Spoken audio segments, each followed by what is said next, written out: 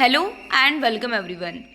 आज के इस वीडियो लेक्चर में हम डिस्कस करेंगे सोइल साइंस के एक इम्पॉर्टेंट टॉपिक के बारे में डिस्कशन, जो कि है factors influencing nutrient use efficiency.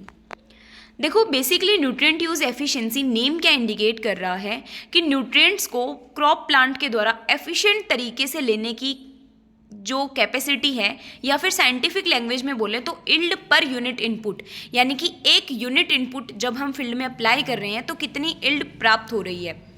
और यहाँ पर यूनिट इनपुट का क्या मतलब है, क्योंकि हम न्यूट्रिएंट्स की बात कर रहे हैं, इट मीन्स यहाँ पर यूनिट इनपुट का मतलब होगा फर्टिलाइजर्स।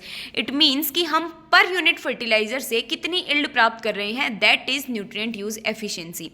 इस न्यूट्रिएंट यूज एफिशिएंसी को हम फ्रेश वेट या फिर इल्ड कंटेंट के टर्म्स में भी डिनोट कर सकते हैं। देखो, न्यूट्रिएंट यूज एफिशिएंसी जो है वो केवल इस बात पर डिपेंड नहीं करती है कि सोइल से न्यूट्रिएंट को कितने एफिशिएंट तरीके से अपटेक किया जा रहा है, बट वो बहुत सारे अदर फैक्टर्स लाइक न्यूट्रिएंट्स का ट्रांसपोर्ट कैसे हो रहा है प्लांट्स के अंदर, उनका मोबिलाइजेशन कैपेसिटी क्या है प्लांट्स में, स्टोरेज कंडीशन क्या है, प्लांट्स किस तरीके से उसका यूज़ करें, और इवन एनवायरमेंट का भी बहुत ज़्यादा इम्पैक्ट पड़ता है न्यूट्रिएंट यूज एफिशिएंसी पर। न्यूट्रिएंट यूज एफिशिएंसी को इन्फ्लुएंस या प्रभावित करने वाले फैक्टर्स में हम 4 तरीके के फैक्टर्स को स्टडी करेंगे, जिसमें सबसे पहला फैक्टर है सोइल फैक्टर्स। देखो, क्योंकि फर्टिलाइजर्स को as a input nutrient use efficiency में हम सोइल में अप्लाई करते हैं, तो सोइल की फिजिकल और केमिकल प्रॉपर्टीज़ बहुत अच्छी होनी चाहिए ताकि प्लांट्स के द्वारा मैक्सिमम और अमाउंट में न्यूट्रिएंट को अपटेक किया जा सके। तो जो सोइल फैक्टर्स में जो मोस्ट इंपॉर्टेंट फैक्टर्स हैं वो हैं सोइल की फिजिकल कंडीशन, सोइल की फर्टिलिटी और सोइल की रिएक्शन।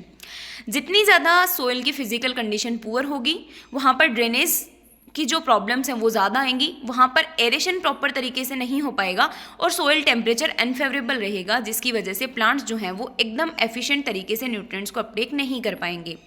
इसी के साथ जो कोर्स टेक्सचर्ड सोइल होती हैं वो बहुत पुअर होती हैं न्यूट्रिएंट को अपटेक करने में compare then fine texture soil.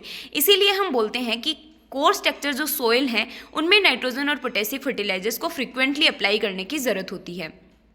अगर सोइल की फर्टिलिटी स्टेटस की बात करें या सोइल की में रिएक्शन की बात करें, तो एक सोइल रिएक्शन भी एक इम्पॉर्टेंट कंसिडरेशन फैक्टर माना जाता है ताकि हम एक राइट फॉस्फेटिक फर्टिलाइजर को सेलेक्ट कर सकें, क्योंकि हम बोलते हैं कि जितना ज़्यादा सोइल में ऑर्गेनिक मैटर होगा उतनी ही ज़्यादा उसकी न्यूट्रिएंट यूज एफिशिएंसी होगी। और वैसे भी ऑर्गेनिक मैटर तो हमारी सोइल को हर तरीके से, चाहे उसमें एरेशन बढ़ाने के लिए हो या हर तरीके से उस पर पॉजिटिव इम्पैक्ट डालता है। नेक्स्ट हमारे फैक्टर्स हैं क्लाइमेटिक फैक्टर्स। क्लाइमेटिक फैक्टर्स में हम क्या क्या इंक्लूड करते हैं, वही सब टेम्परेचर, रेनफॉल का डिस्ट्रीब्यूशन, इवेपोरेशन कितना हो रहा है, डे लेंथ कितनी है, ग्रोइंग सीजन कौन सा है, तो ये सारे जो हैं ये क्लाइमेटिक फैक्टर्स के अंदर इन्वॉल्व किए जाते हैं। देखो, बेसिकली जो कूलर क्लाइमेट है, यानी कि जो ठंडे प्रदेश हैं, वहाँ पर नाइट्रिफिकेशन की रेट स्लो होती है कंपेयर टू वार्मर क्लाइमेट। इसीलिए हम बोलते हैं कि जो कूल क्लाइमेट वाली जो लोकेशंस हैं वहाँ पर या कूल सीजन में हमें ज़्यादा फर्टिलाइजर्स को क्रॉप में देने की रिक्वायरमेंट होती है। इवन जहाँ जो रेनफॉल वाले रीजन्स होते हैं वहाँ पर भी हमें हाई अमाउंट ऑफ फर्टिलाइजर्स को देने की रिक्वायरमेंट होती है, क्योंकि जिस रीजन में ज़्यादा रेनफॉल होगा वहाँ पर लीचिंग की प्रोसेस के थ्रू जो न्यूट्रिएंट्स अपर सरफेस पर हैं वो प्लांट को अनअवेलेबल जो सरफेसेस हैं वहाँ पर चले जाएंगे। तो जो हाई रेनफॉल वाले रीजन्स हैं वहाँ पर भी हमें हाई अमाउंट में फर्टिलाइजर्स देने की रिक्वायरमेंट होती है।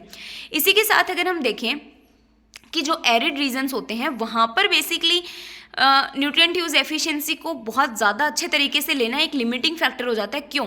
क्योंकि न्यूट्रिएंट्स को अपटेक करने के लिए उनका प्लांट्स के द्वारा वो पानी में घुल के अपटेक किए जाते हैं। तो जहाँ पर ड्राई सिचुएशन होगी, जहाँ पर सोइल मॉइस्चर जो है वो कम होगा, वहाँ पर न्यूट्रिएंट यूज एफिशिएंसी मैक्सिमम कैसे हो सकती है। यानी कि हम यहाँ पर ये बोल सकते हैं कि पानी का भी एक प्रॉपर बैलेंस होना चाहिए। अगर बहुत ज़्यादा रेनफॉल वाला रीजन है तो वहाँ पर भी लीचिंग की प्रोसेस हमें देखने को मिलेगी, और अगर ड्राई रीजन है तो वहाँ पर वो सोल्यूबल फॉर्म में ही नहीं हो पाएंगे फर्टिलाइजर्स, तो प्लांट्स के द्वारा कैसे अपटेक किए जाएंगे।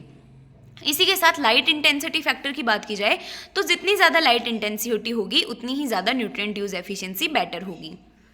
नेक्स्ट हमारे न्यूट्रिएंट यूज एफिशिएंसी को प्रभावित करने वाले फैक्टर्स में आते हैं क्रॉप फैक्टर्स। अब देखो, क्रॉप के ऐसे कौन से फैक्टर्स हैं जो कि न्यूट्रिएंट यूज एफिशिएंसी को इन्फ्लुएंस करेंगे, तो इसमें सबसे पहला आता है कि वैरायटी क्या ली गई है क्रॉप की। Basically time of application of fertilisers क्या है, और दूसरा जो हम बोलें कि क्रॉप फैक्टर्स में, जैसे मान लो कि हमने लेग्यूमिनस क्रॉप को ग्रो कर रखा है। Leguminous crops no doubt atmospheric nitrogen को सोइल के अंदर फिक्स करते हैं। तो जो लेग्यूम्स क्रॉप्स होती हैं वो नाइट्रोजन फर्टिलाइजर्स को या एटमॉस्फेरिक नाइट्रोजन को फिक्स करती हैं, तो इसलिए नाइट्रोजन फर्टिलाइजर्स को हमें कम मात्रा में अप्लाई करने की रिक्वायरमेंट होती है, तो ये नाइट्रोजन यूज एफिशिएंसी को इंक्रीज करते हैं। तो क्रॉप टू क्रॉप भी वेरी करता है कि न्यूट्रिएंट यूज एफिशिएंसी क्या होगी।